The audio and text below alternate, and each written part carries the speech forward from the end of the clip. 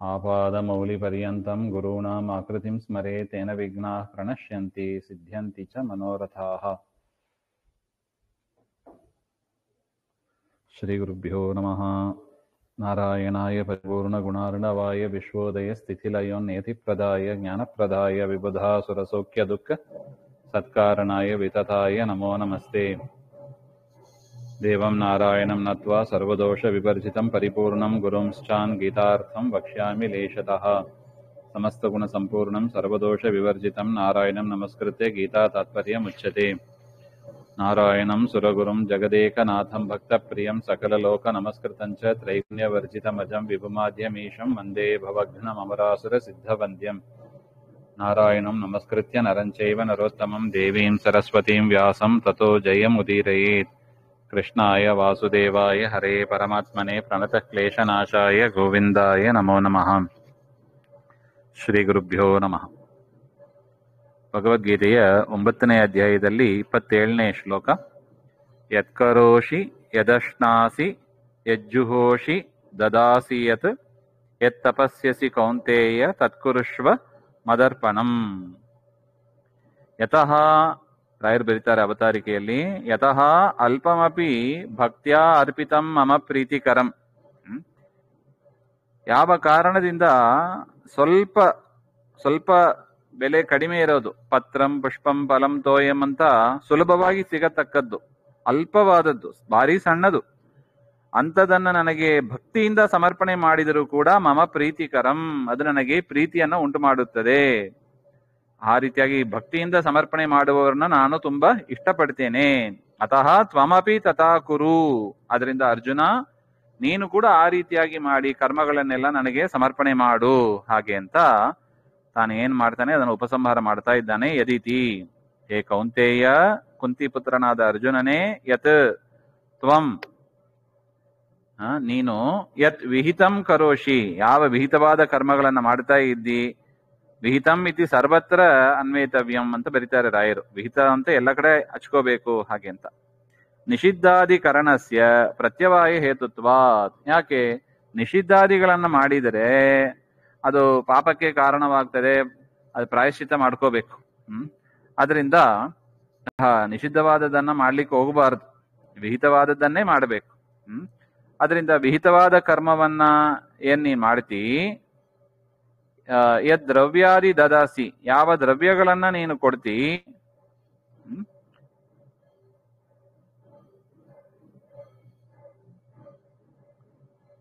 ಯಜ್ಜುಹೋಷಿ, ಯಾವುದನ್ನ ನೀನು ಹೋಮ ಮಾಡ್ತಿ, ಯಾವುದನ್ನ ನೀನು ದಾನ ಮಾಡ್ತಿ, ಯಾವುದನ್ನು ಕುರಿತು ನೀನು ತಪಸ್ ಮಾಡ್ತಿ, ಆ ಎಲ್ಲಾ ವಿಹಿತ ಕರ್ಮಗಳನ್ನು ಕೂಡ ಕೌಂತೇಯ ಅರ್ಜುನ ತತ್ಕುರುಷ್ವ ಮದರ್ಪಣಂ ಕುರುಷ್ವ, ನನಗೆ ಅದನ್ನ ಅರ್ಪಣ ಮಾಡು, ಅಂದ್ರೆ ನನಗೆ ಕೃಷ್ಣಾರ್ಪಣ ಅಂತ ಹೇಳಿ ಅದನ್ನ ಭಕ್ತಿಯಿಂದ ನನಗೆ ಸಮರ್ಪಣೆ ಮಾಡು ಹಾಗೆ ಅಂತ ಹೇಳ್ತಾನೆ.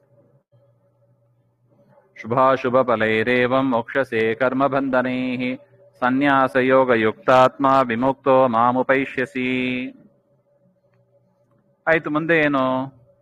ತ್ವದ ಅರ್ಪಣೇನ ಕಿಂ, ಅರ್ಜುನ ಕೇಳ್ತಾನೆ. ಆಯ್ತವ ಸ್ವಾಮಿ, ನಿನಗೆ ಅರ್ಪಣೆ ಮಾಡ್ತೀನಿ, ಏನೇನ್ ಮಾಡ್ತೀನಿ ಎಲ್ಲವನ್ನೂ ನನಗೆ ಕೃಷ್ಣಾರ್ಪಣೆ ಹೇಳ್ತೀನಿ, ಮುಂದೆ ಏನು ಹಾಗೆ ಅಂದ್ರೆ ಕೃಷ್ಣ ಹೇಳ್ತಾನೆ, ಶುಭಾಶುಭ ಫಲೈಹಿ ಏವಮೈ ಸರ್ವ ಸಮರ್ಪಣೆ ಸತಿ, ಈ ರೀತಿಯಾಗಿ ನನಗೆ ಎಲ್ಲವನ್ನು ಸಮರ್ಪಣೆ ಮಾಡಿದಾಗ, ಶುಭಾಶುಭ ಫಲಕೈಹಿ, ಶುಭ ಮತ್ತು ಅಶುಭ ಫಲವನ್ನು ಕೊಡತಕ್ಕ ಕರ್ಮ ಬಂಧನೈಹಿ ಮೋಕ್ಷಸೆ, ಕರ್ಮದಿಂದ ನೀನು ಕರ್ಮ ಬಂಧನದಿಂದ ಬಿಡುಗಡೆ ಆಗ್ತೀಯಾ ಅಂತ ಅರ್ಥ. ಲೆಟರ್ ಅನ್ನ ಬರೆದು ಪೋಸ್ಟ್ ಅಲ್ಲಿ ಸರಿಯಾಗಿ ಅಡ್ರೆಸ್ ಕೊಟ್ಟು ಬಿಟ್ರೆ ಆ ಪೋಸ್ಟ್ ಯಾರಿಗೆ ಹೋಗ್ತದೆ, ಯಾರಿಗೆ ಬರೆದಿದ್ದೀವೋ ಅವರಿಗೆ ಕರೆಕ್ಟ್ ಆಗಿ ಹೋಗ್ತದೆ. ಅದರಿಂದ ಕರ್ಮಗಳನ್ನ ಮಾಡಿ ನಾವು ಕೃಷ್ಣಾರ್ಪಣೆ ಹೇಳಿಬಿಟ್ರೆ ಅದು ಪುಣ್ಯ ಆಗಲಿ ಪಾಪ ಆಗಲಿ ಅದರ ಅಂಟು ನಮಗೆ ಇರೋದಿಲ್ಲ ಹಾಗೆ ಅಂತ. ಅದರ ಅಂಟು ನಮಗೆ ಇರೋದಿಲ್ಲ. ಇದನ್ನ ಕರ್ಮ ಬಂಧನ ಅಂತಾರೆ. ಇದನ್ನ ನಾವು ಸಮರ್ಪಣೆ ಮಾಡದೆ ಹೋದರೆ, ಕೃಷ್ಣಾರ್ಪಣೆ ಹೇಳದೆ ಹೋದರೆ ಸರಿಯಾಗಿ, ಅಂದ್ರೆ ಶ್ರೀ ಭಾರತೀ ರಮಣ ಮುಖ್ಯ ಪ್ರಾಣಾಂತರ್ಗತ ಶ್ರೀ ಲಕ್ಷ್ಮೀನಾರಾಯಣ ಪ್ರೇರಣೆಯ ಶ್ರೀ ಲಕ್ಷ್ಮೀನಾರಾಯಣ ಪ್ರೀತ್ಯರ್ಥಂ ಹಾಗೆಂತೆಲ್ಲ ನಾವು ಚಿಂತನೆ ಮಾಡಿ ಅದನ್ನ ಕೃಷ್ಣಾರ್ಪಣೆ ಹೇಳಿದರೆ ಆ ಕರ್ಮದ ಬಂಧನ ನಮಗೆ ಇರೋದಿಲ್ಲ. ಎಷ್ಟು ಪುಣ್ಯ ಬೇಕೋ ಅಷ್ಟು ಪುಣ್ಯಗಳನ್ನು ಕೊಡ್ತಾನೆ, ಪಾಪಗಳನ್ನ ಅಂಟದಂತೆ ಮಾಡ್ತಾನೆ. ಯಾಕೆ? ಮುಂದಿನ ದುಃಖಕ್ಕೆಲ್ಲ ಮುಂದಿನ ಜನ್ಮ, ಮುಂದಿನ ದುಃಖ ಎಲ್ಲದಕ್ಕೂ ಕಾರಣ ಕರ್ಮವೇ. ಹಿಂದೆ ಮಾಡಿದ ಕರ್ಮಕ್ಕೆ ತಕ್ಕಂತೆ ಈ ಜನ್ಮ ಬಂದಿದೆ. ಯಾವುದೋ ಮನೆಯಲ್ಲಿ ಹುಟ್ಟಿದ್ದೀವಿ, ಯಾವುದೋ ಮನೆಯಲ್ಲಿ ಬೆಳೀತಾ ಇದ್ದೀವಿ, ಆಹಾರ ವಿಹಾರ ಎಲ್ಲ ನಡೀತಾ ಇದೆ. ಇದೆಲ್ಲದಕ್ಕೂ ಏನು ಕಾರಣ? ಹಿಂದೆ ಮಾಡಿದ ಕರ್ಮ. ಅದೇನೋ ದೇವ್ರ ದಯದಿಂದ ಏನ್ ಮಾಡಿದ್ದೇವೆ ಏನೋ, ಒಳ್ಳೆ ಜನ್ಮ ಬಂದಿದೆ, ಒಳ್ಳೆ ಮನೆಯಲ್ಲಿ ಇದ್ದೀವಿ, ಒಳ್ಳೆ ವಿಚಾರಗಳನ್ನ ಕೇಳುವ ಭಾಗ್ಯವನ್ನ ಪಡೆದಿದ್ದೀವಿ. ಇದು ಮುಂದುವರಿಬೇಕು ಅಂದ್ರೆ ಈ ಜನ್ಮದಲ್ಲೂ ಮತ್ತೆ ನೀನು ವಿಹಿತ ಕರ್ಮಗಳನ್ನು ಮಾಡು. ಏನೇನು ದಾನ ಮಾಡ್ತಿ, ವಿಹಿತ ಕಾಲದಲ್ಲಿ, ವಿಹಿತ ದೇಶದಲ್ಲಿ, ವಿಹಿತ ಪಾತ್ರರಿಗೆ ದಾನವನ್ನ ಮಾಡು. ಮಾಡಿದ್ದನ್ನ ನನಗೆ ಸಮರ್ಪಣೆ ಮಾಡಿಬಿಡು. ಆ ರೀತಿಯಾಗಿ ಮಾಡಿದರೆ ನಿನಗೆ ಶುಭಾಶುಭಗಳಿಂದ ಬಂಧನ ಇರೋದಿಲ್ಲ. ಕರ್ಮ ಬಂಧನದಿಂದ ನಾನು ನಿನ್ನ ಬಿಡುಗಡೆ ಮಾಡ್ತೇನೆ ಹಾಗೆ ಅಂತ. ತದೇವ ವ್ಯನಕ್ತಿ, ಅದನ್ನೇ ಎಕ್ಸ್ಪ್ಲೈನ್ ಮಾಡ್ತಾ ಇದ್ದಾನೆ ಸನ್ಯಾಸ ಇತಿ. ಫಲತ್ಯಾಗ ಕರ್ಮಾನುಷ್ಠಾನಾಭ್ಯಾಂ ಯುಕ್ತಾತ್ಮ ವಿಮುಕ್ತ ಸನ್ ಮಾಂ ಉಪೈಷ್ಯಸಿ. ಈ ಫಲತ್ಯಾಗ, ದೇವರನ್ನು ಏನು ಕೊಟ್ಟರು ಆಯ್ತು ನಾನು ತಗೋತೀನಿ ಹಾಗೆ ಅಂತ ಆ ಫಲದ ಅಪೇಕ್ಷೆ, ಕಾಮನೆಗಳು ಇಲ್ಲದೆ ಕರ್ಮಗಳನ್ನ ಮಾಡಿ ಅದನ್ನ ಕೃಷ್ಣಾರ್ಪಣ ಹೇಳ್ತಾ ಹೋದ್ರೆ, ವಿಹಿತ ಕರ್ಮಗಳನ್ನ ಮಾಡಿ ಕೃಷ್ಣಾರ್ಪಣ ಹೇಳ್ತಾ ಹೋದರೆ ಯುಕ್ತ ಆತ್ಮ, ನನ್ನನ್ನೇ ಚಿಂತನೆ ಮಾಡಿದವನಾಗಿ, ಮಾಂ ಉಪೈಷ್ಯಸಿ, ಅವನು ನನ್ನನ್ನೇ ಹೊಂದುತ್ತಾನೆ ಹಾಗೆ ಅಂತ. ಇದು ಹಿಂದೆ ಯಾಕೆ ಈ ರೀತಿಯಾಗಿ ಮಾಡಬೇಕು, ಅದರಿಂದ ಏನು ಫಲ, ಆ ಫಲವನ್ನ ಸ್ವಾಮಿ ಇಲ್ಲಿ ಹೇಳಿದ್ದಾನೆ ಅಂತ. ಸಮೋಹಂ ಸರ್ವಭೂತೇಷು ನಮೇ ದ್ವೇಷ್ಯೋಸ್ತಿ ನ ಪ್ರಿಯಃ ಯೇ ಭಜಂತಿ ತು ಮಾಂ ಭಕ್ತ್ಯಾ ಮಯಿ ತೇಷು ಚಾಪ್ಯಹಂ. ಇದ್ರ ಮೇಲೆ ಮತ್ತೆ ಪ್ರಶ್ನೆ. ನಾನು ಭಕ್ತಿಯುಪಹೃತಂ ಅಶ್ನಾಮಿ ಇತ್ಯುಕ್ತ ದಿಶಾ ಯದಿ ತ್ವಂ ಭಕ್ತಿಪ್ರಿಯ. ಹಿಂದೆ ಹೇಳಿದಂತೆ ನೀನು ಭಕ್ತಿಯನ್ನ ಗಮನಿಸ್ತೀಯಾ, ಅದರಿಂದ ಭಕ್ತಿಯಿಂದ ಮಾಡಿದರೆ ಅದು ಆ ಭಕ್ತಿ ನಿನಗೆ ಪ್ರಿಯವಾದದ್ದು, ಆ ಭಕ್ತಿಯನ್ನ ಮಾಡುವ ಭಕ್ತರು ನಿನಗೆ ಪ್ರಿಯರಾದವರು ಹಾಗೆ ಅಂತ. ಹಾಗಿದ್ದಾಗ ಏನಾಯ್ತು, ನಿನ್ನನ್ನ ಭಕ್ತಿಗೆ ಆಪೋಸಿಟ್ ಯಾವುದು? ದ್ವೇಷ. ಭಕ್ತಿಗೆ ಆಪೋಸಿಟ್ ದ್ವೇಷ. ಅದರಿಂದ ದ್ವೇಷ ಮಾಡುವವರು ನಿನಗೇನಾಗ್ತಾರೆ ನೋಡಿ, ಭಕ್ತರಾದವರು, ಭಕ್ತಿ ಮಾಡುವವರು ಪ್ರಿಯರಾಗ್ತಾರೆ ಅಂದ್ರೆ ದ್ವೇಷವನ್ನ ಮಾಡುವವರು ಅಪ್ರಿಯರಾಗ್ತಾರೆ, ದೇವರಿಗೆ ಅಪ್ರಿಯರೇ ಆಗ್ತಾರೆ, ದೇವರು ಅವರನ್ನ ಪ್ರೀತಿಸೋದಿಲ್ಲ. ಹಾಗಿರುವಾಗ ಭಕ್ತೇಶು ದ್ವೇಷಿಷು ಯಥಾಕ್ರಮಂ ಸ್ನೇಹ ದ್ವೇಷವತ್ವಾತ್ ಅಲ್ಪಭಕ್ತಸ್ಯ ಕಸ್ಯಚಿತ್ ಸುಖರೂಪಂ ಬಹುಫಲಂ ದದಾಸಿ ಅಲ್ಪದ್ವೇಷಿನಃ ಬಹುದುಃಖ ರೂಪಂ ದದಾಸಿ ಇತ್ಯಾಪದ್ಯತೆ. ಅದರಿಂದ ಏನ್ ಹೇಳಿದಂತೆ ಆಯಿತು, ನಿನ್ನಲ್ಲಿ ಭಕ್ತಿ ಮಾಡಿದವರು ಸ್ವಲ್ಪ ಫಲ, ಪತ್ರಂ ಪುಷ್ಪಂ ಫಲಂ ಅಂತ ಸಣ್ಣ ಸಣ್ಣದು ಅಲ್ಪ ಪದಾರ್ಥಗಳನ್ನು ಕೊಟ್ಟರು ಕೂಡ ಆ ಭಕ್ತಿಯನ್ನು ಗಮನಿಸಿ ಅವರಿಗೆ ಭಾರಿ ಸುಖವಾದ ಸುಖರೂಪಂ ಬಹುಫಲಂ ದದಾಸಿ, ಸುಖರೂಪವಾದ ಅನೇಕ ಫಲಗಳನ್ನ, ಇಹಪರ ಸುಖ, ಇಹಲೋಕದಲ್ಲಿ ಸುಖ, ಪರಲೋಕದಲ್ಲಿ ಸುಖ ಎಲ್ಲವನ್ನು ಕೊಟ್ಟು ನೀನು ಅನುಗ್ರಹ ಮಾಡ್ತೀಯ.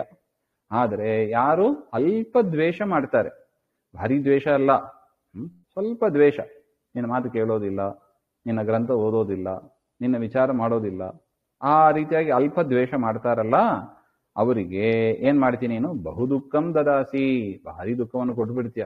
ಮರದ ಜನ್ಮ ಕೊಟ್ಟು ಬಿಡ್ತಾನೆ, ಪ್ರಾಣಿಗಳ ಜನ್ಮ ಕೊಟ್ಟು ಬಿಡ್ತಾನೆ, ರೋಗ ರುಜಿನ ಕೊಟ್ಟು ಬಿಡ್ತಾನೆ, ದಾರಿದ್ರ್ಯ ಕೊಟ್ಟು ಬಿಡ್ತಾನೆ, ಅಜ್ಞಾನ ಕೊಟ್ಟು ಬಿಡ್ತಾನೆ, ಅದರಿಂದಲೇ ದುಃಖ.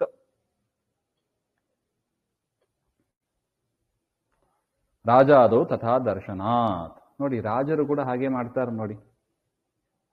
ಜೈಲಲ್ಲಿ ಇರುವ ಒಂದು ಕೈದಿ, ಅವನು ಸರಿಯಾಗಿ ನಡ್ಕೊಂಡು ರಾಜನ ಪ್ರೀತಿಯನ್ನ, ರಾಜನ ಮೇಲೆ ಭಕ್ತಿ ಮಾಡಿ ಇದ್ದರೆ ರಾಜನೂ ಕೂಡ ಅವನನ್ನು ಪ್ರೀತಿಸಿ ಅವನನ್ನ ಮುಕ್ತನನ್ನಾಗಿ ಮಾಡಿಬಿಡ್ತಾನೆ. ಯಾರು ರಾಜನನ್ನೇ ಬೈತಾರೆ, ರಾಜನ ಮಾತು ಕೇಳೋದಿಲ್ಲ, ರಾಜನ ಹೇಳಿದ ನೀತಿ ನಿಯಮಗಳನ್ನ ಫಾಲೋ ಮಾಡೋದಿಲ್ಲ, ಅವರನ್ನ ಇನ್ನಷ್ಟು ಶಿಕ್ಷಣೆ ಕೊಡುವಂತ ಜೈಲಲ್ಲೇ ಇನ್ನಷ್ಟು ಕಾಟ ಕೊಡ್ತಾನೆ.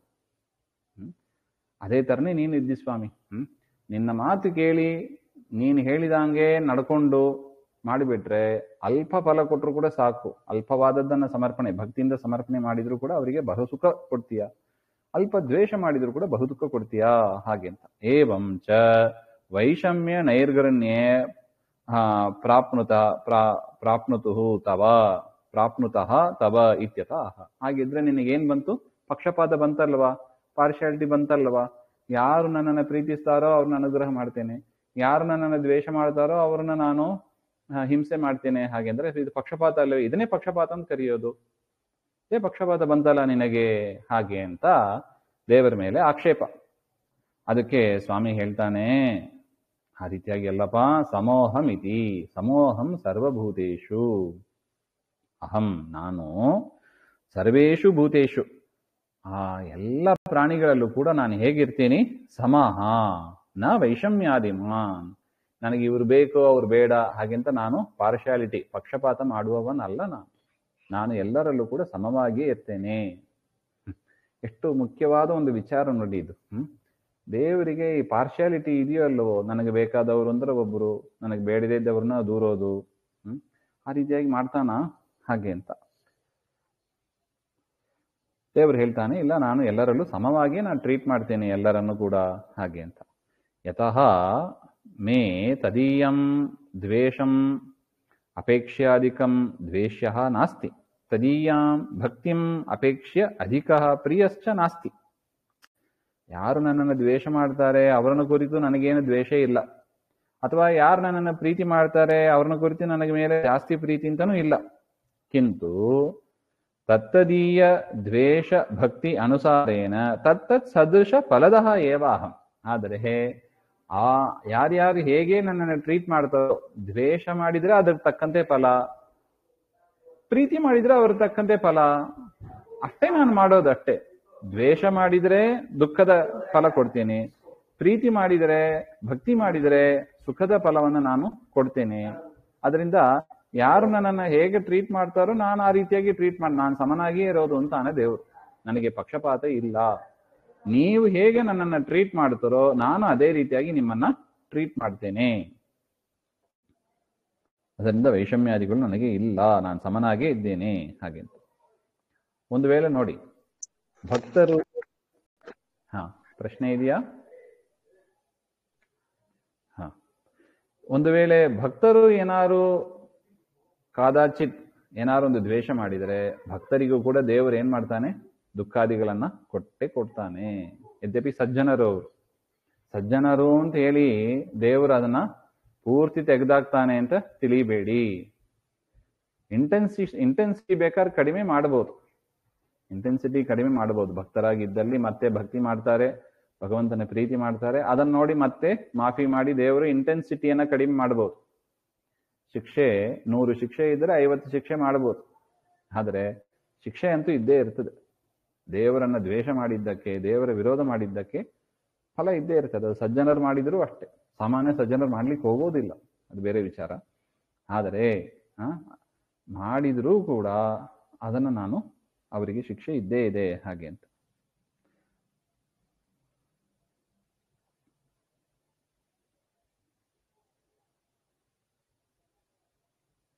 ಅತಃ ಸಮಃ, ಅದರಿಂದಲೇ ನಾನು ಸಮನಾಗಿದ್ದೇನೆ, ನನಗೆ ಪಕ್ಷಪಾತ ಇಲ್ಲ. ನಹಿ ತತ್ತತ್ ಕರ್ಮಾನುಸಾರೇಣ ಅನುಶಾಸಿತ ಯಮಃ ವಿಷಮಃ ಭವತಿ ತಥಾತ್ವೇ ಸಮವರ್ತಿ ಪರೇತರಾಟ್ ಇತಿ ಪ್ರಸಿದ್ಧಿ ವಿರೋಧಾತ್.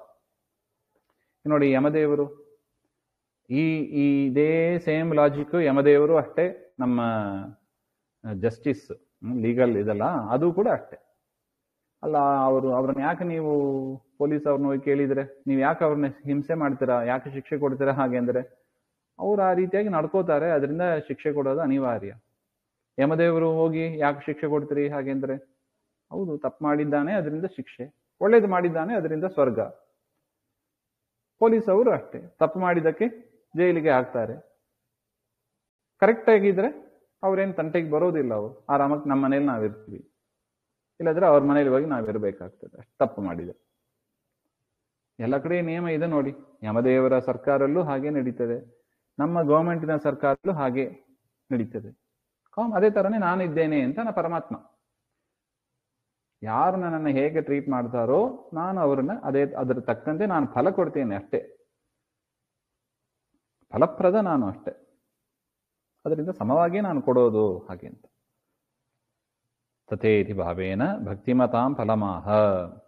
ಅದರಿಂದ ಭಕ್ತಿ ಮಾಡ್ತಾರೆ, ಯಾರು ನನ್ನಲ್ಲಿ ಭಕ್ತಿ ಮಾಡ್ತಾರೆ ಅವರಿಗೆ ಸಿಗತಕ್ಕ ಫಲ ಏನು ಹಾಗೆ ಅಂದ್ರೆ, ಏ ಭಕ್ತಾಹ ಮಾಂ ಭಜಂತಿ ಸೇವಂತೆ, ಯಾವ ಭಕ್ತರು ನನ್ನನ್ನ ಭಜನೆ ಮಾಡ್ತಾರೆ ಸೇವೆ ಮಾಡ್ತಾರೆ, ಮಯಿ ಮದದೀನಾಹ ಮಧ್ವಶಾಹ ಇತಿ ಜ್ಞಾನವಂತಹ ಭವಂತಿ, ಅವರು ಆ ಕೃಷ್ಣನ ಅಧೀನರು ನಾವು ಹಾಗೆ ಅಂತ ಜ್ಞಾನವುಳ್ಳವರಾಗಿರ್ತಾರೆ. ನಾನೆಂತವ? ನಾನು ಕೃಷ್ಣನ ಅಧೀನದಲ್ಲಿ ಇರತಕ್ಕವನು. ಕೃಷ್ಣ ಹೇಗೆ ಹೇಳ್ತಾನೋ ಹಾಗೆ ನಾನು ನಡ್ಕೋತೀನಿ ಹಾಗೆ. ತೇಷು ಚಾಪ್ಯಹಂ ತೇಷಾಂ ವಶಃ ಅಹಂ ಇತಿ. ನಾನು ಕೂಡ ಅವರ ವಶದಲ್ಲಿ ಇರ್ತೇನೆ. ಅವ್ರು ಹೇಳಿದಂಗ ಅವ್ರಿಗೆ ಬೇಕಾದನ್ನೆಲ್ಲ ನಾನು ಮಾಡ್ತೇನೆ. ಆ ಭಕ್ತರು ತಮ್ಮನ್ನ ನಾವು ದೇವರ ವಶದಲ್ಲಿ ಇದ್ದೀವಿ ಅಂತ ತಿಳ್ಕೊತಾರೆ. ಅದರಿಂದ ನಾನು ಅವರನ್ನ ನೋಡ್ಕೋತೀನಿ. ಅವ್ರಿಗೆ ಏನೇನು ಮಾಡ್ಬೇಕು. ಯಾಕಂದ್ರೆ ನನ್ನ ನಂಬಿ ಬಂದಿದ್ದಾರೆ ಅವರು. ಅವರನ್ನ ನಾನು ಮೋಸ ಮಾಡೋದಿಲ್ಲ. ನನ್ನ ಭಕ್ತರನ್ನ ನಾನು ಮೋಸ ಮಾಡೋದಿಲ್ಲ. ನಮೇ ಭಕ್ತ ಪ್ರಣಶ್ಯತೆ ಮುಂದೆ ಬರುತ್ತದೆ. ಅದೇ ತರ ದ್ವೇಷ ಮಾಡುವವರು ನನ್ನ ನಂಬೋದಿಲ್ಲ. ಅದರಿಂದ ನಾನು ಅವರನ್ನು ಬಿಟ್ಟು ಬಿಡ್ತೇನೆ. ಅದ್ರ ತಕ್ಕಂತೆ ಅವರಿಗೆ ಫಲವನ್ನು ಕೂಡ ನಾನು ಕೊಡ್ತೇನೆ ಹಾಗೆ. ಭಕ್ತರು ನನ್ನನ್ನು ನಂಬಿ ಇರ್ತಾರೆ. ಅದರಿಂದ ಸದಾ ನನ್ನ ವಶದಲ್ಲಿ ಇದ್ದಾರೆ. ನಾನು ಕೂಡ ಅವರ ವಶದಲ್ಲಿ. ನೋಡಿ, ಇದು ಮುಖ್ಯವಾದ ವಿಚಾರ. ಯಾವ ಕಾರಣದಿಂದ ಭಕ್ತರು ನನ್ನ ವಶದಲ್ಲಿ ಇದ್ದಾರೆ, ಆ ಕಾರಣದಿಂದಲೇ ನಾನು ಕೂಡ ಅವರ ವಶದಲ್ಲಿ ಇದ್ದೇನೆ. ಅವರಿಗೆ ಬೇಕಾದನ್ನೆಲ್ಲ ನಾನು ಯೋಗಕ್ಷೇಮಂ ವಹಾಮ್ಯಹಂ. ಅವರಿಗೆ ಬೇಕಾದನ್ನೆಲ್ಲ ನಾನು ನೋಡಿ ನೋಡಿ ನೋಡಿ ಮಾಡ್ತೇನೆ ಹಾಗೆ. ಕುಚೇಲನಿಗೆ ಕೊಟ್ಟ ನೋಡಿ, ಬೇಕಾದ ಕೊಟ್ಟ ನೋಡಿ. ಹೋಮ್ ಡೆಲಿವರಿ, ನೀನು ತಗೊಂಡೋಗೋದು ಬೇಡಪ್ಪ, ಕಷ್ಟ ಆಗ್ತದೆ ಅಂತ ಹೇಳಿ ಹೋಮ್ ಡೆಲಿವರಿ ಮಾಡಿದ ನೋಡಿ. ಭಕ್ತರ ವಶದಲ್ಲಿ ಫಸ್ಟ್ ಹೋಮ್ ಡೆಲಿವರಿ ಕಾನ್ಸೆಪ್ಟ್ ಭಾಗವತದಲ್ಲಿ ಇದೆ.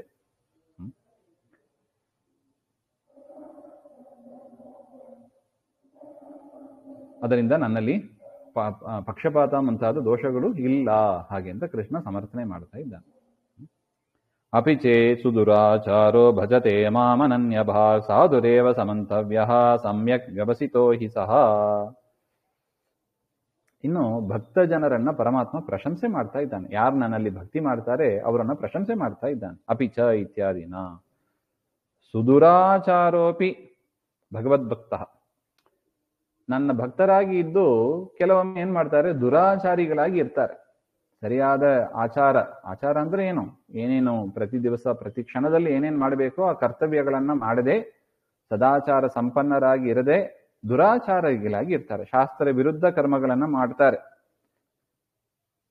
ಯಹ ಕಶ್ಚಿತ್ ದೇವಾಂಶಃ ಋಷ್ಯಾದಿ ಸ್ವಸ್ವಯೋಗ್ಯತಾಧಿಕ ಪುಣ್ಯ ಅಪಗಮಾಯ ದೇವಾತ್ ಅತ್ಯಂತ ದುರಾಚಾರ ಅಪಿ ದೈವಾತ್ ಅತ್ಯಂತ ದುರಾಚಾರೋಪಿ ಅನನ್ಯ ಭಾಗ್. ಅಂದ್ರೆ ಕೆಲವೊಮ್ಮೆ ದೇವತೆಗಳು ಇರ್ಬೋದು, ಋಷಿಗಳು ಇರ್ಬೋದು, ಏನ್ ಮಾಡಿರ್ತಾರೆ, ಅವರಿಗೆ ಅಧಿಕ ಪುಣ್ಯ ಬಂದಿರುತ್ತದೆ. ಯೋಗ್ಯತೆಗೆ ಎಷ್ಟು ಪುಣ್ಯ ಇರಬೇಕೋ ಅದಕ್ಕಿಂತ ಹೆಚ್ಚು ಪುಣ್ಯ ಬಂದು ಅದರಿಂದ ಏನ್ ಮಾಡ್ತಾರೆ, ದೇವರನ್ನ ವಿರೋಧ ಮಾಡ್ತಾರೆ. ನೋಡಿ, ಬಲರಾಮ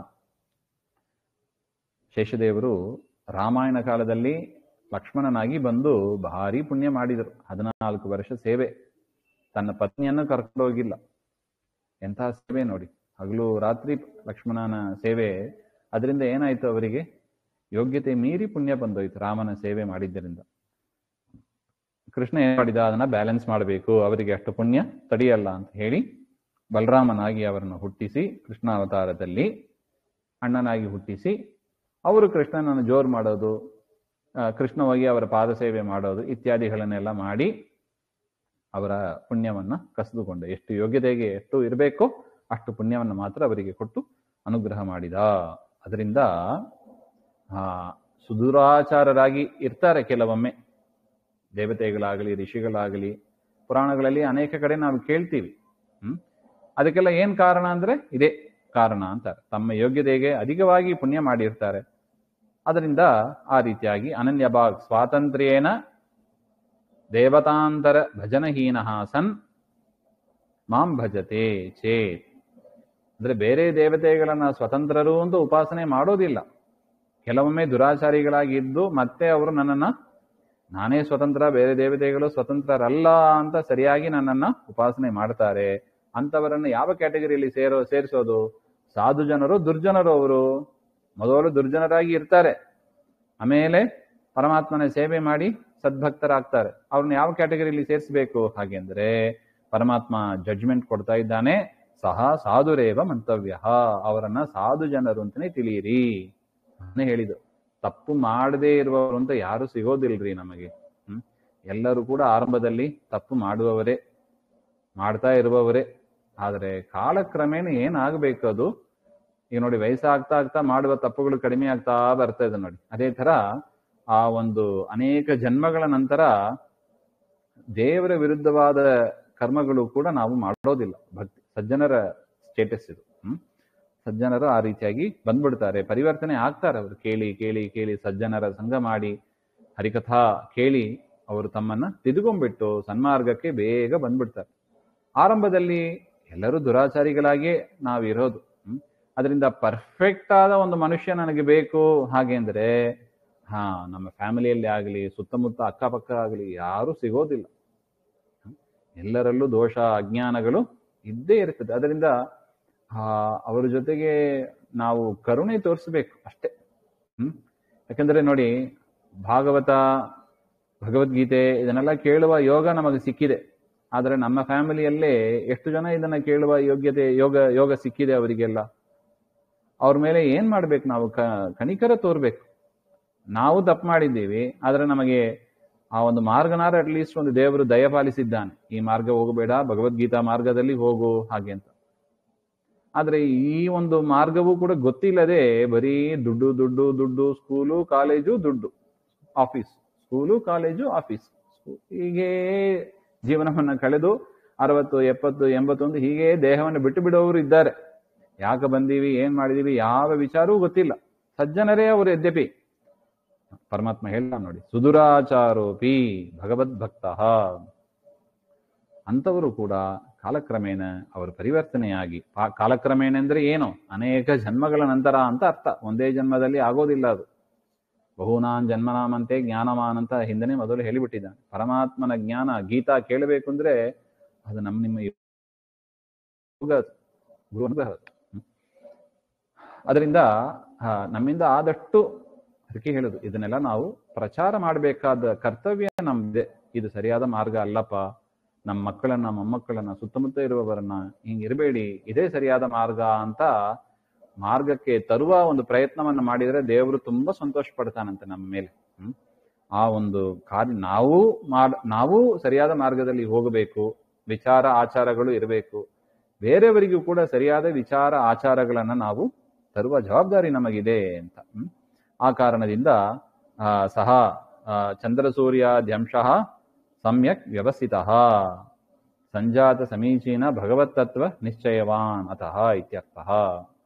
ಅವರಿಗೆ ಭಗವದ್ಭಕ್ತರಾಗಿ ಇರ್ತಾರೆ, ಅವರ ತತ್ವಜ್ಞಾನವು ಕೂಡ ಅವರಿಗೆ ಸರಿಯಾನದಾಗಿ ಬಂದ್ಬಿಡುತ್ತದೆ. ಕಾಲಕ್ರಮೇಣ ಅಜ್ಞಾನಾದಿಗಳು ಹೋಗ್ಬಿಡುತ್ತದೆ. ಅದರಿಂದ ಅವರು ಸಾಧು ಜನರು ಅಂತಾನೆ ತಿಳಿ ಅರ್ಜುನ ಹಾಗೆ ಅಂತ ಕರೆಕ್ಟ್ ಮಾಡ್ತಾ ಇದ್ದಾನೆ.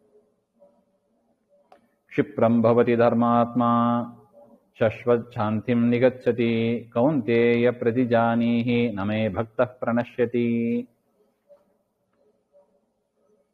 ಸಮ್ಯಕ್ ವ್ಯವಸಾಯವತ್ವೇ ಅಪಿ ಸುದುರಾಚಾರಃ ಕುತಃ ಸಾಧು ಮಂತವ್ಯಃ ಇತ್ಯತಃ ಕ್ಷಿಪ್ರಮಿತಿ. ಇದರ ಮೇಲೆ ಪ್ರಶ್ನೆ.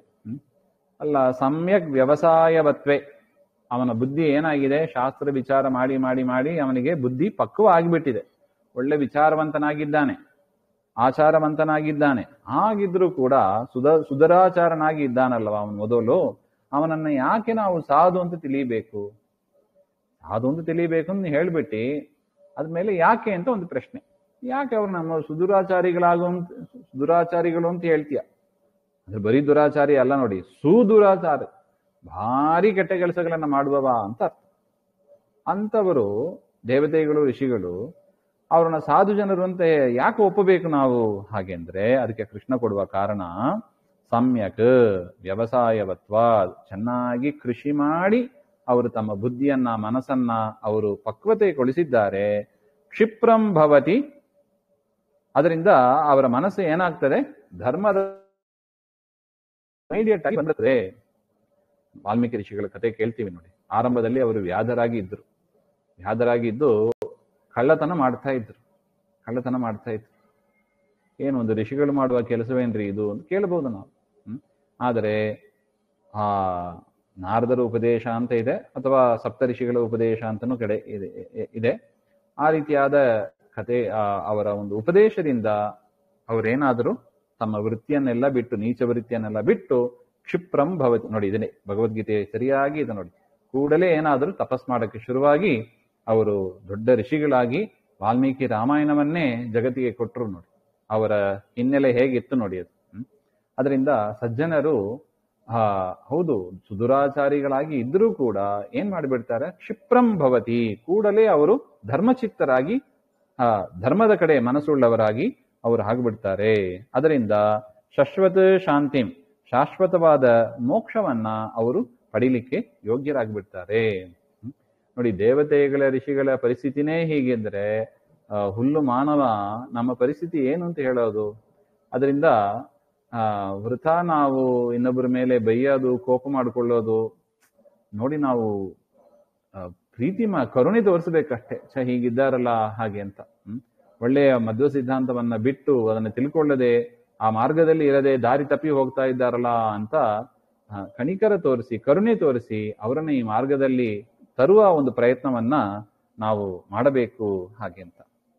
ಈ ರೀತಿಯಾಗಿ ಮಾಡಿದರೆ ಪರಮಾತ್ಮನಲ್ಲೇ ಮನಸ್ಸಿಟ್ಟವರಾಗಿ ಧರ್ಮ ಮಾರ್ಗದಲ್ಲಿ ನಡೆಯುವವರಾಗಿ ಆಗಿಬಿಟ್ರೆ, ಪರಮಾತ್ಮನ ಭಕ್ತರಾಗಿಬಿಟ್ರೆ, ಪರಮಾತ್ಮ ಹೇಳ್ತಾನೆ, ಹೇ ಕೌಂತೇಯ ನಮೇ ಭಕ್ತ ಪ್ರಣಶ್ಯತಿ, ನನ್ನ ಭಕ್ತ ಸುದುರಾಚಾರಿಯಾಗಿದ್ದರೂ ಕೂಡ ನ ಪ್ರಣಶ್ಯತಿ, ನರಕಾದಿ ಅನರ್ಥವನ್ನ ಹೊಂದೋದಿಲ್ಲ.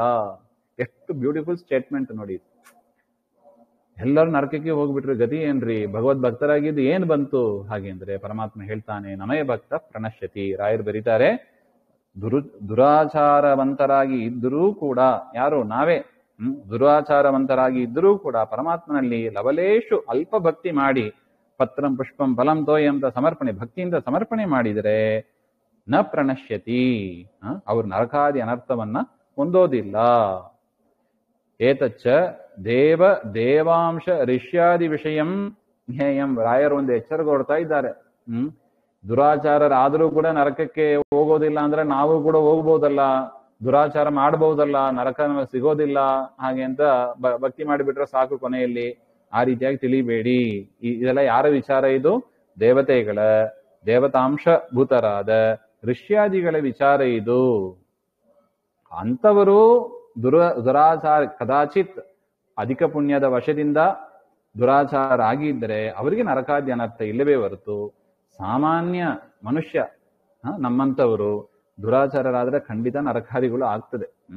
ಅದರಿಂದ ಶಾಸ್ತ್ರ ಬಿಟ್ರನೇ ಆಗ್ತದೆ ಅಂತಾರೆ. ಯಾರು ಸರಿಯಾಗಿ ಮಧ್ವಶಾಸ್ತ್ರ, ಮಾಧ್ವನಾಗಿ ಹುಟ್ಟಿ ಬ್ರಾಹ್ಮಣನಾಗಿ ಹುಟ್ಟಿ ಮಧ್ವಶಾಸ್ತ್ರ ಓದೋದಿಲ್ಲ, ತಿಳ್ಕೊಳ್ಳೋದಿಲ್ಲ, ಅವರಿಗೆ ನರಕಾದಿ ಅನರ್ಥಗಳು ಇದೆ ಅಂತ ಹೇಳ್ತಾರೆ. ಅದರಿಂದ ಇದು ಇಲ್ಲಿ ಬಂದಿರೋದು ನರಕಾದಿ ಅನರ್ಥಗಳು ಆಗೋದಿಲ್ಲ. ನಮೇ ಭಕ್ತ ಪ್ರಣಶ್ಯತಿ ಎಂಬುದು ದೇವತೆಗಳ, ದೇವತಾಂಶ ಸ್ವರೂಪರ ಋಷ್ಯಾದಿಗಳ ವಿಚಾರ ಅಂತ ನಾವು ಇಟ್ಕೋಬೇಕು. ಸಾಮಾನ್ಯ ಮನುಷ್ಯರು ದುರಾಚಾರರಾಗಿ ಆಗಲೇಬಾರದು ಎಂಬ ಒಂದು ವಿಚಾರವನ್ನು ಕೂಡ ರಾಯರು ಇಲ್ಲಿ ಸ್ಪಷ್ಟಪಡಿಸ್ತಾ ಇದ್ದಾರೆ. ಮಾಂ ಹಿ ಪಾರ್ಥ ವ್ಯಪಾಶ್ರಿತ್ಯ ಏಪಿ ಸ್ಯುಃ ಪಾಪಯೋನಯಃ ಸ್ತ್ರೀಯೋ ವೈಶ್ಯಾಸ್ತಥಾ ಶೂದ್ರಾಃ ತೇಪಿ ಯಾಂತಿ ಪರಾಂಗತಿಂ. ಕೈಮುತ್ಯೇನ ಭಕ್ತೇಹ ಮಹಿಮಾನಮಾಹ. ಕೈಮುತ್ಯ ನ್ಯಾಯದಿಂದ ಭಕ್ತಿಯ ಮಹಿಮೆ ಏನು? ಅಲ್ಲ, ಏನು ಭಕ್ತಿ ಭಕ್ತಿ ಅಂತ ಇಷ್ಟು ಹೇಳ್ತಾ ಇದ್ರಲ್ಲ, ಭಕ್ತಿಯ ಮಹಿಮೆ ಏನು ಹಾಗೆಂದ್ರೆ ಪರಮಾತ್ಮ ಹೇಳ್ತಾನೆ, ಹೇ ಪಾರ್ಥ, ಕುಂತಿಪುತ್ರನಾದ ಅರ್ಜುನನೇ, ಪಾಪಯೋನಯ ಸ್ವಯಂ ಉತ್ತಮ ವರ್ಣಾ ಅಪಿ ಪಾಪಹೇತುಕಾಹ ಯೋನಿಹಿ ಜನ್ಮ ಯೇಷಾಂತೆ. ಪಾಪ ಮಾಡಿ ಕೆಲವೊಮ್ಮೆ ನೀಚ ಯೋನಿಯಲ್ಲಿ ಹುಟ್ಟಿರ್ತಾರೆ. ಅಂಥವರು ಕೂಡ ಪಾಪಯೋನಯ, ಅವರ ಗತಿ ಏನು ಹಾಗೆ ಅಂತ ಅಂದ್ರೆ ಬರೀತಾರೆ ನೋಡಿ ರಾಯರು. ಸ್ತ್ರೀಯ ಇತ್ಯಾದಿನ ಸ್ವತಃ ಪುಮಾಂಸಃ ಅಪಿ ಪಾಪಾತ್ ಸ್ಯುದ್ಯುಮ್ನಸ್ಯ ಇಲಾತ್ವಮಿವ ಸ್ತ್ರೀತ್ವಂ ಪ್ರಾಪ್ತಾಹ. ಸುದ್ಯುಮ್ನ ಅಂತ ಒಬ್ಬ ಇದ್ದ, ಅವನು ಇಲಾ ಅಂತ ಒಂದು ಸ್ತ್ರೀ ಆಗಿಬಿಟ್ಟ. ಸ್ತ್ರೀತ್ವಂ ಪ್ರಾಪ್ತಾಹ, ಅದು ಪಾಪದಿಂದ ಹಾಗಾಗ್ತದೆ ಅಂತ ಹೇಳ್ತಾರೆ. ಪಾಪದಿಂದ ಪುರುಷರಾಗಿ ಇದ್ದವರು ಪುರುಷ ಶರೀರದಲ್ಲಿ ಇಲ್ಲದೆ ಸ್ತ್ರೀ ಶರೀರವನ್ನು ಹೊಂದುತ್ತಾರೆ ಅಂತ ಅರ್ಥ. ಅದರರ್ಥ ಸ್ತ್ರೀ ಶರೀರದಲ್ಲಿ ಇದ್ದವರೆಲ್ಲ ಪಾಪಿಷ್ಠರು ಅಂತ ಅರ್ಥ ಇಲ್ಲ. ಅವರು ಪುರುಷರಾಗಿ ಇರತಕ್ಕವರು, ಅವರಿಗೆ ಸ್ತ್ರೀ ಶರೀರ ಬಂದ್ರೆ ಮತ್ತೆ ಗೋಪಿಕಾ ಸ್ತ್ರೀಯರು ಪಾಪಿಷ್ಠರ ಅಂತ ಕೇಳಬೇಡಿ. ಅವರೆಲ್ಲ ವರ ಪಡ್ಕೊಂಡು ಬಂದಿದ್ದಾರೆ, ಪರಮಾತ್ಮನ ಸೇವೆ ಮಾಡಬೇಕು ಅಂತ ಬಂದವರು, ಅವ್ರದ್ದು ಇಲ್ಲ. ಸಾಮಾನ್ಯವಾಗಿ ಪುರುಷರಾಗಿ ಇರಬೇಕಾದವರು ಸ್ತ್ರೀ ಜನ್ಮ ಬಂದರೆ ಅದು ಪಾಪಕ್ಕೆ ಕಾರಣ ಅಂತ ಅಷ್ಟೇ ಅಭಿಪ್ರಾಯ. ಯಾರು ಸ್ವಾಭಾವಿಕವಾಗಿಯೇ ಸ್ತ್ರೀಯಾಗಿ ಇರ್ತಾರೆ ಅವರಿಗೆ ಸ್ತ್ರೀ ಜನ್ಮ ಅದು ಒಳ್ಳೇದೇ ಅದು. ಅದರಿಂದ ಅಂತ ನೀಚ ಯೋನಿಯಲ್ಲಿ ಬಂದವರಾಗಿದ್ದರೂ ಕೂಡ ಪರಮಾತ್ಮನಲ್ಲಿ ಭಕ್ತಿ ಮಾಡಿದರೆ ಅವರಿಗೆ ಮೋಕ್ಷವೇ ಆಗುತ್ತದೆ ಅಂತ ಹೇಳ್ತಾರೆ. ಅವರು ಸ್ತ್ರೀಯರಾಗಿರ್ಬಹುದು, ವೈಶ್ಯರಾಗಿ ಇರಬಹುದು, ಶೂದ್ರರಾಗಿ ಇರಬಹುದು, ಪಾಪ ನಿಮಿತ್ತದಿಂದ ಅದೆಲ್ಲ ಆಗತಕ್ಕದ್ದು. ಸಂತವರಿಗೆ ನನ್ನಲ್ಲಿ ಭಕ್ತಿ ಮಾಡಿದರೆ ನಾನು ಅವರಿಗೆ ಮೋಕ್ಷವನ್ನು ಕೂಡ ಕೊಡ್ತೇನೆ ಹಾಗೆ ಅಂತ. ಹಾಗಿರುವಾಗ ಬ್ರಾಹ್ಮಣ ಉತ್ತಮ ಜನ್ಮ ಅಂತ, ಮಾನವ ಜನ್ಮ ದೊಡ್ಡದು, ಅದರಲ್ಲೂ ಕೂಡ ಬ್ರಾಹ್ಮಣ ಜನ್ಮ ಭಾರಿ ಶ್ರೇಷ್ಠ. ಇಂಥ ಪಾಪ ಯೋನಿಯಲ್ಲಿ ಬಂದವರಿಗೆ ನಾನು ಉದ್ಧಾರ ಮಾಡಿ ಅನುಗ್ರಹ ಮಾಡಿದ್ದೇನೆ ಅಂತ ಆದ ಮೇಲೆ ಉತ್ತಮ ಜನ್ಮಗಳನ್ನ ಪಡೆದೆ ಬ್ರಾಹ್ಮಣಾದಿಗಳು ಪಾಪಾತ್ ವೈಶ್ಯಾದಿ ಹೀನ ವರ್ಣತಾಂ ಪ್ರಾಪ್ತಾ ಶೂದ್ರತ್ವಂಬ ಪ್ರಾಪ್ತ, ಬ್ರಾಹ್ಮಣಾದಿಗಳಾಗಿದ್ದು ಅವರು ಪಾಪದಿಂದ ವೈಶ್ಯರಾದರು ಅಥವಾ ಇನ್ನು ಹೀನವರ್ಣ ಶೂದ್ರರಾದರು ಹಾಗೆ ಅಂತ ಆದ ಪಕ್ಷದಲ್ಲಿ ಮಾಂ ಆಶ್ರಿತ್ಯ ಸ್ಯುಹು ವರ್ತೇರನ್, ನನ್ನನ್ನು ಆಶ್ರಯಿಸಿ ಇದ್ದರೆ, ನನ್ನನ್ನೇ ಸ್ಮರಿಸಿಕೊಂಡು ಇದ್ದರೆ, ಮೈ ಭಕ್ತಿಮಂತಹ ಭವೇಯುಹು, ನನ್ನಲ್ಲಿ ಭಕ್ತಿ ಮಾಡುವವರಾಗಿ ಇದ್ದರೆ, ತೇಪಿ ಪರಾಂಗತಿಂ ಯಾಂತಿ, ಅವರು ಕೂಡ ಉತ್ತಮ ಗತಿಯನ್ನೇ ಹೊಂದುತ್ತಾರೆ. ಹಾಗೆ ನೋಡಿ, ಎಷ್ಟು ಒಂದು ಭರವಸೆ ದೇವರು ಹುಟ್ಟಿಸ್ತಾ ಇದ್ದಾನೆ ನೋಡಿ. ನೀವು ಯಾರಾಗಿ ಬೇಕಾದ್ರೆ ಇರ್ರಿಯಪ್ಪ, ತೊಂದರೆ ಇಲ್ಲ, ಆದ್ರೆ ನನ್ನನ್ನ ನಂಬಿಕೊಂಡಿರ್ರಿ, ನನ್ನನ್ನ ನಂಬಿದವರು ನಾಶ ಹೊಂದೋದಿಲ್ಲ ಅಂತ ಒಟ್ಟು ವಿಚಾರ ಇದೆ. ಪುನರ್ಬ್ರಾಹ್ಮಣ ಪುಣ್ಯಾ ಭಕ್ತ್ಯಾ ರಾಜರ್ಷಯಸ್ತತಾ ಭಕ್ತ ರಾಜರ್ಷಯಸ್ತತಾ ಅನಿತ್ಯಂ ಅಸುಖಂ ಲೋಕಂ ಇಮಂ ಪ್ರಾಪ್ಯ ಭಜಸ್ವಮಾಂ. ಪಾಪ ಯೋನಿಯಲ್ಲಿ ಬಂದವರೇ, ಈಗ ನೋಡಿ ಪ್ರಹ್ಲಾದನಿಗೆ ಇದೆ, ಪ್ರಹ್ಲಾದ ಅಸುರನಾಗಿ ಹುಟ್ಟಿದ ಅಂತ ಹೇಳ್ತೀವಿ, ಅದು ಒಂದು ಬ್ರಹ್ಮದೇವರ ಶಾಪ ಅಂತ ಅದರ ಒಂದು ಹಿನ್ನೆಲೆ ಹೇಳ್ತಾರೆ. ಅದರಿಂದ ನೋಡಿ ಪ್ರಹ್ಲಾದನಿಗೆ ಏನ್ ಕಡಿಮೆ ಆಯ್ತು, ನರಸಿಂಹದೇವರ ಅನುಗ್ರಹ ಮಾಡ್ಲಿಲ್ಲವಾ, ಶಾಪದಿಂದ ಬಂದ ಜನ್ಮ ಅದು. ಅದರಿಂದ ಯಾರಾಗಿ ಹುಟ್ಟುತ್ತೀವಿ, ಏನಾಗಿದ್ದೀವಿ ಅದು ವಿಚಾರ ಮಾಡಬೇಡಿ ಅಂತ ನನ್ನ ದೇವರು. ಮತ್ತೆ ಏನ್ ಮಾಡ್ಬೇಕಪ್ಪ, ನನ್ನನ್ನ ಯಾರಾಗಿ ಇದ್ರೂ ಕೂಡ ಸರಿ, ನನ್ನನ್ನ ನಂಬಿಕೊಂಡು ನನ್ನನ್ನ ಸ್ಮರಿಸ್ತಾ ನಾನು ಹೇಳಿದ ಕರ್ಮಗಳನ್ನ ಮಾಡ್ತಾ ನನಗೆ ಸಮರ್ಪಣೆ ಮಾಡ್ತಾ ನನ್ನ ಸೇವೆಯನ್ನು ಮಾಡ್ತಾ ಇರಿ ಅಂತ ಒಟ್ಟು ಮೆಸೇಜ್ ಇತ್ತು. ಅದರಿಂದ ಇಂಥ ಪಾಪಯೋನಿಯಲ್ಲಿ ಬಂದವರಿಗೆ ನಾನು ಉದ್ಧಾರ ಮಾಡ್ತೇನೆ, ಉತ್ತಮ ಗತಿಯನ್ನು ಕೊಡ್ತೇನೆ, ನನ್ನನ್ನು ಆಶ್ರಯಿಸಿದರು ಅಂತ ಆದಮೇಲೆ ಅಂತ ಆದರೆ, ಇನ್ನು ಬ್ರಾಹ್ಮಣರು ರಾಜ ಋಷಿಗಳು ಅಲ್ಲ ದೊಡ್ಡ ದೊಡ್ಡವರು ಅವರಿಗೂ ಕೂಡ ಉತ್ತಮ ಗತಿಯನ್ನ ನಾನು ಕೊಟ್ಟೇ ಕೊಡ್ತೇನೆ, ನನ್ನನ್ನು ಆಶ್ರಯಿಸಿದರೆ ಅಂತ ಇನ್ನೇನ್ ಹೇಳೋದು. ಹಾಗೆ ಅಂತ ಕೈಮುತ್ಯ ನ್ಯಾಯ ಅಂತ ಕರೀತಾರೆ ಇದನ್ನು. ಪುಣ್ಯಾಹ ಪುಣ್ಯಹೇತುಕಾಹ ಬ್ರಾಹ್ಮಣಾಹ ಶೂದ್ರಾದಿ ಹೀನವರ್ಣಾಃ ಅಪಿ ಸ್ವಯಂ ಯದಿ ಪುಣ್ಯವಶೇನ ಬ್ರಾಹ್ಮಣತ್ವಂ ಪ್ರಾಪ್ತಃ. ಮೊದಲು ಶೂದ್ರರಾಗಿ ಇದ್ದಿರ್ತಾರೆ, ಆದರೂ ಪುಣ್ಯ ಮಾಡಿರ್ತಾರೆ, ಪುಣ್ಯವಶದಿಂದ ಮತ್ತೆ ಏನಾಗ್ತಾರೆ, ಬ್ರಾಹ್ಮಣರಾಗಿ ಬಂದಿರ್ತಾರೆ, ಅಥವಾ ರಾಜರಾಗಿ ಕೆಲವೊಮ್ಮೆ ರಾಜ ಋಷಿಗಳಾಗಿಯೂ ಬಂದಿರ್ತಾರೆ, ಅದೆಲ್ಲ ಪುಣ್ಯವಶದಿಂದ ಬರತಕ್ಕದ್ದು. ಅಂಥವರು ಕೂಡ ಪರಾಂಗತಿಂ ಯಾಂತಿ, ಅವರು ಕೂಡ ಉತ್ತಮ ಗತಿಯನ್ನ ಹೊಂದುತ್ತಾರೆ. ಕಿಂ ಪುನಃ ಸ್ವಾಭಾವಿಕಾಹ, ಇನ್ನು ಸ್ವಾಭಾವಿಕವಾಗಿಯೇ ಬ್ರಾಹ್ಮಣರಾಗಿ ಉತ್ತಮ ವರ್ಣದವರಾಗಿ ಇದ್ದರೆ ಅವರು ಹೋಗೇ ಹೋಗ್ತಾರೆ ಹಾಗೆ ಅಂತ ಇನ್ನೇನು ಹೇಳೋದು. ಹಾಗೆ ಅಂತ ಪರಾಂಗತಿಂ ಯಾಂತಿ ಇತಿ ವಾಚ್ಯಂ. ಅತ್ರ ನೈಮಿತ್ತಿಕ ಸ್ತ್ರೀ ವೈಶ್ಯಾದಿ ಗ್ರಹಣ ಮಧ್ಯೆ ನೈಮಿತ್ತಿಕ ಪುಂಸಾಂ ಸ್ತ್ರೀಯಃ ಪುಮಾಂಸಃ ವೈಶ್ಯಾಃ ಶೂದ್ರಾಃ ಇತ್ಯನುಕ್ತಿಸ್ತು ಸ್ವಭಾವತಃ ಸ್ತ್ರೀಣಾಂ ಕೇನಾಪಿ ಹೇತುನಾ ಪುಂಸ್ವಭಾವೇನ. ಅಲ್ಲ, ನೀವು ಇಲ್ಲಿ ಏನು ಒಂದು ಹೇಳಿದ್ರಿ ಅಂದ್ರೆ, ಪಾಪದ ವಶದಿಂದ ಪುರುಷರು ಸ್ತ್ರೀಯರಾಗ್ತಾರೆ ಹಾಗೆಂತ ನೀವು ಹೇಳಿದ್ರಿ. ಉಲ್ಟಾ ಯಾಕೆ ಹೇಳಿಲ್ಲ? ಶಾಪದ ವಶದಿಂದ ಸ್ತ್ರೀಯರು ಪುರುಷರಾಗಿದ್ರೆ ಅಂತ ಹೇಳಬೇಕಾಗಿತ್ತಲ್ವಾ ಎಂಬ ಒಂದು ಪ್ರಶ್ನೆಯನ್ನ ರಾಯರು ಇಲ್ಲಿ ಎತ್ತಿ ಅದಕ್ಕೆ ಉತ್ತರ ಕೊಡ್ತಾ ಇದ್ದಾರೆ. ಯಾರು ಸ್ವಾಭಾವಿಕವಾಗಿ ಸ್ತ್ರೀಯರಾಗಿದ್ರೆ ಅವರಿಗೆ ಪುಂಸಃ ಕೇನಾಪಿ ಹೇತುನ ಪುಂಸ್ತ್ವಾಭಾವೇನ, ಯಾವ ಕಾರಣದಿಂದಲೂ ಕೂಡ ಅವರಿಗೆ ಪುರುಷರ ಶರೀರ ಎಂಬುದು ಬರೋದಿಲ್ಲ ಹಾಗೆ ಅಂತ ಹೇಳ್ತಾರೆ. ಅದರಿಂದ ನೈಮಿತ್ತಿಕ ಪುಂಸಾಂ ಅಭಾವಾದೇವ, ಯಾವುದೋ ಒಂದು ನಿಮಿತ್ತದಿಂದ ಪುರುಷರಾದ್ರು ಅಂತ ಇಲ್ಲವೇ ಇಲ್ಲ. ಪುರುಷರು ಅಂದ್ರೆ ಅವರು ಸ್ವಾಭಾವಿಕವಾಗಿ ಅವರು ಪುರುಷರೇ ಆಗಿದ್ದಾರೆ. ಆದರೆ ಸ್ತ್ರೀಯರ ವಿಷಯದಲ್ಲಿ ಮಾತ್ರ ನೈಮಿತ್ತಿಕ ಸ್ತ್ರೀ, ಯಾವುದೋ ಒಂದು ಶಾಪದ ನಿಮಿತ್ತದಿಂದ ಅವರು ಸ್ತ್ರೀಯಾಗಿ ಇರಬಹುದು ಅಂತ, ಅದರಿಂದ ಆ ಕೇಸನ್ನ ಮಾತ್ರ ಹೇಳಿದರು. ಶಾಪವಶದಿಂದ ಪುರುಷರು ಸ್ತ್ರೀಯಾಗಿದ್ದರೂ ಕೂಡ ಪರಮಾತ್ಮನ ಆಶ್ರಯ ಪಡೆದಿದ್ದರೆ ಅವರು ಉತ್ತಮ ಗತಿಯನ್ನು ಹೊಂದುತ್ತಾರೆ, ಅವ್ರು ನರಕಾದಿಗಳಿಗೆ ಹೋಗೋದಿಲ್ಲ ಅಂತ ಒಟ್ಟು ವಿಚಾರ. ಗುರುಜಿ, ಒಂದು ಕ್ವೆಶ್ಚನ್. ಸ್ತ್ರೀಯಾಗಿ ಹುಟ್ಟಿದ್ರ ನಾಟ್ ಸೋ ಗುಡ್? ಇಲ್ಲ, ಅದನ್ನೇ ಹೇಳಿದ್ದಮ್ಮ. ಕೆಲವರು ಸ್ವಭಾವದಲ್ಲಿ ಏನಾಗಿರ್ತಾರೆ, ಪುರುಷರಾಗಿದ್ದಾರೆ, ಅಂತವರು ಸ್ತ್ರೀಯಾಗಿ ಹುಟ್ಟೋದು ಪಾಪದಿಂದ. ಆದ್ರೆ ಯಾರು ಬೈ ನೇಚರ್ ಸ್ತ್ರೀಯಾಗೇ ಇರ್ತಾರೆ ಅವರಿಗೆ ಆ ಸ್ತ್ರೀ ಜನ್ಮ ಅದು ಒಳ್ಳೇದೇ ಅದು. ಓಕೆ. ಆಮೇಲೆ I am A very ordinary house wife. ನಾನು ಸ್ವಲ್ಪ ಚೆನ್ನಾಗ ನಂಗೆ ಇದು ಮಾಡ್ಕೋಬೇಕು, ಒಳ್ಳೇದೆಲ್ಲ ಮಾಡ್ಕೋಬೇಕು ಅಂದ್ರೆ ನಾನು ಏನ್ ಮಾಡೋದು? I am very ordinary housewife like any other lady out there. ಹೌದಮ್ಮ, ನೋಡಿ ಎಲ್ಲರೂ ಆರ್ಡಿನರಿನೇ, ಯಾರು ಸ್ಪೆಷಲ್ ಅಲ್ಲ ಇಲ್ಲಿ ಭೂಮಿಯಲ್ಲಿ ಬಂದ ಮೇಲೆ ಎಲ್ಲರೂ ಆರ್ಡಿನರಿನೇ. ಅಂದ್ರೆ ನಾವು ಮಾಡ್ಬೇಕಾದ್ದು ಇಷ್ಟೇ, ಪರಮಾತ್ಮನ ಕಥೆಗಳನ್ನ ಕೇಳಬೇಕು, ದೇವರು ಹೇಳಿದ ವಿಚಾರ ಆಚಾರಗಳನ್ನ ಮಾಡ್ತಾ ಬರ್ಬೇಕು. ಡೈಲಿ ರೊಟೀನ್ಸ್ ಅಂತ ಏನಿದೆ, ತುಳಸಿ ಪೂಜೆ, ಜಪ ಇತ್ಯಾದಿಗಳು ಮಾಡ್ತಾ ಇರಬೇಕು. ದಾಸರ ಹಾಡು, ಹರಿಕತೆ ಕೇಳೋದು, ತಂದೆ ತಾಯಿಯರ ಅತ್ತೆ ಮಾವಂದಿರ ಸೇವೆ, ಪತಿಯ ಸೇವೆ, ಇದೆಲ್ಲ ಮಾಡ್ತಾ ಬರ್ಬೇಕು ಸ್ತ್ರೀಯರು ಹಾಗೆ ಅಂತ ಮಾಡಿದ್ರೆ ಅವರಿಗೆ ಉದ್ಧಾರ ಆಗ್ತದೆ ಅಂತ ದೇವರು ಹೇಳ್ತಾನೆ.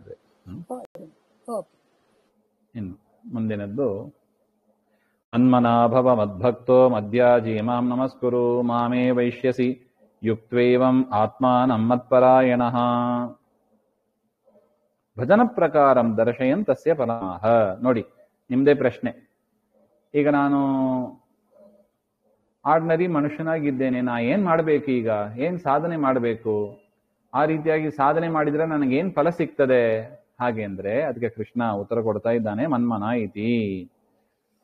ಮನ್ಮನಾಹ ಅಂದ್ರೆ ದೇವರಲ್ಲೇ ಮನಸ್ಸಿಟ್ಟವರಾಗಿ ಇರಬೇಕು. ದೇವರನ್ನ ಬಿಟ್ಟು ಬೇರೆ ಇದರಲ್ಲಿ ಮನಸ್ಸನ್ನ ಇಡಬಾರದು.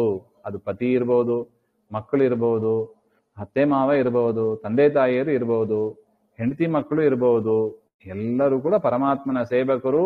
ಎಲ್ಲರೂ ಪರಮಾತ್ಮನ ಪ್ರತಿಮೆ. ಹಾಗೆಂತ ಯಾರನ್ನ ಕಂಡ್ರೂ ಕೂಡ, ಯಾರಿಗೆ ಸೇವೆ ಮಾಡಿದರೂ ಕೂಡ ಇದು ಪರಮಾತ್ಮನ ಸೇವೆ, ಪರಮಾತ್ಮನ ಪೂಜೆ ಅಂತಾನೆ ನಮ್ಮ ಚಿಂತನೆ ಇರಬೇಕು. ನಮ್ಮ ಶರೀರವನ್ನ ಸ್ವಚ್ಛ ಮಾಡಿಕೊಳ್ಳುವಾಗಲೂ ಸರಿ, ಇದು ಪರಮಾತ್ಮನ ಪ್ರತಿಮಾ ಸ್ಥಾನವಾದ ಶರೀರ ಇದು, ಹಾಗೆ ಅಂತಾನೆ ನಮ್ಮ ಶರೀರದ ಸ್ವಚ್ಛವನ್ನು ಕೂಡ ನಾವು ಮಾಡಬೇಕು ಅಂತ ಹೇಳ್ತಾರೆ. ನಂದು ಅಂತ ಯಾವುದು ತರಬೇಡಿ, ಎಲ್ಲವೂ ದೇವರದು. ಮನ್ಮನಾ ಭವ, ನನ್ನಲ್ಲೇ ಮನಸ್ಸಿಟ್ಟವನಾಗು. ಮದ್ಭಕ್ತೋ ಭವ, ನನ್ನ ಭಕ್ತನಾಗು. ಮದ್ಯಾಜಿ, ನನ್ನನ್ನು ಕುರಿತಾಗಿ ಯಾಗಗಳನ್ನ ಮಾಡು. ಮಾಂ ನಮಸ್ಕುರು, ನನಗೆ ನಮಸ್ಕಾರವನ್ನ ಮಾಡಬೇಕು. ಯಾರ ಪ್ರತಿಮೆಯಾಗಿ ಇದ್ರೂ ಕೂಡ ಸರಿ, ನಮಸ್ಕಾರ ಯಾರಿಗೆ? ದೇವರಿಗೆ. ಮಾಂ ನಮಸ್ಕುರು. ಈ ರೀತಿಯಾಗಿ ನೀನು ಮಾಡಿದ್ರೆ, ನೋಡಿ 4 ಹೇಳಿದ್ದಾನೆ ಆ ಶ್ಲೋಕದ ಪೂರ್ವಾರ್ಧದಲ್ಲಿ. ಏನ್ ಮಾಡಬೇಕು ಅಂತ 4 ವಿಷಯ ಹೇಳಿದ್ದಾನೆ.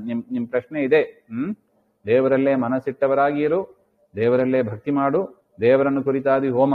ಅಲ್ಲ, ಸ್ತ್ರೀಯರು ಏನ್ರಿ ಹೋಮ ಮಾಡ್ಬೋದು ಅಂತ ಪ್ರಶ್ನೆ ಮಾಡಬೇಡಿ. ನಾವು ಹಿಂದನೆ ನೋಡಿದ್ದೀವಿ. ಜ್ಞಾನಯಜ್ಞ, ಅಡಿಗೆ ಯಜ್ಞ, ಎಲ್ಲವನ್ನು ಕೂಡ ಯಜ್ಞವಾಗಿ ನಾವು ಭಾವಿಸಿ ಅದನ್ನ ದೇವರಿಗೆ ಸಮರ್ಪಣೆ ಮಾಡೋದು ಅಂತ ಇದೆ. ಸೇವಾರೂಪವಾದ ಯಜ್ಞಗಳು, ಅದೆಲ್ಲವೂ ಯಜ್ಞ. ಅದರಿಂದ ಆ ಯಜ್ಞದ ಉದ್ದೇಶ ಯಾರು? ಪರಮಾತ್ಮನೇ. ಹಾಗೆ ಅಂತ ಚಿಂತನೆ ಮಾಡಬೇಕು. ಮನ್ಮನಾಭವ ಮದ್ಭಕ್ತೋ ಭವ ಮದ್ಯಾಜಿ ಭವ ಮಾಂ ನಮಸ್ಕುರು, ನನಗೆ ನಮಸ್ಕಾರಾದಿಗಳನ್ನ ಮಾಡು ಅಂತ 4 ಹೇಳಿದ್ದಾನೆ. ಈ ರೀತಿಯಾಗಿ ಮಾಡಿದರೆ ಏನಾಗ್ತದೆ, ಏನ್ ಫಲ ನಮಗೆ ಸಿಗ್ತದೆ? ಮಾಮೇ ವೈಶ್ಯಸಿ, ನನ್ನನ್ನೇ ಹೊಂದುತ್ತೀಯಾ ಅಂತ. ನರಕಾದಿಗಳಿಗೆ ಹೋಗೋದಿಲ್ಲ, ಸ್ವರ್ಗಾದಿಗಳಿಗೂ ಹೋಗೋದಿಲ್ಲ, ನನ್ನನ್ನೇ ನೀನು ಹೊಂದುತ್ತೀಯಾ ಹಾಗೆ ಅಂತ ಒಟ್ಟು.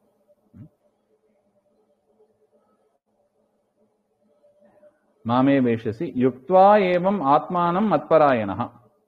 ಮತ್ಪರಾಯಣ ಸನ್, ಪರಮಾತ್ಮನೇ ಸರ್ವೋತ್ತಮನಾಗಿದ್ದಾನೆ ಹಾಗೆ ಅಂತ.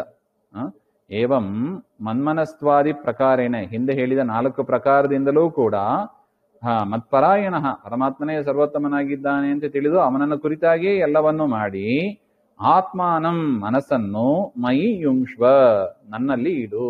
ಮನಸ್ಸನ್ನ ನನ್ನಲ್ಲಿ ತೆಗಿಬೇಡ. ಮನವನಿತ್ತರೆ ತನ್ನ ನಿಯವನಂತೂ ಸುಲಭವಾಗಿ ಈ ಒಂದು ಶ್ಲೋಕದ ಕನ್ನಡ ಭಾಷೆಯನ್ನ ಗುರುಗಳು ನಮಗೆ ಕೊಟ್ಟುಬಿಟ್ಟಿದ್ದಾರೆ ಹರಿಕಥಾಂಸಾರದಲ್ಲಿ. ಅದರಿಂದ ನನ್ನಲ್ಲಿ ಮನಸ್ಸಿಟ್ಟವನಾಗಿ ಎಲ್ಲವನ್ನು ಮಾಡು. ಮಯಿ ಯುಂಶ್ವ, ಹಂಗ್ ಮಾಡಿದರೆ ಏನಾಗ್ತಿ? ಮಾಮೇ ವೈಶ್ಯಸಿ, ನನ್ನನ್ನೇ ನೀನು ಹೊಂದುತ್ತೀಯಾ ಹಾಗೆ ಅಂತ. ಇದು ಶ್ರೀಮದ್ ಭಗವದ್ಗೀತಾಯಾಂ 9ನೇ ಅಧ್ಯಾಯ. ಶ್ರೀಮಧ್ವಾಂತರ್ಗತ ಶ್ರೀಕೃಷ್ಣ ಅರ್ಪಣಮಸ್ತು. ಶ್ರೀಹರೇ ನಮಃ.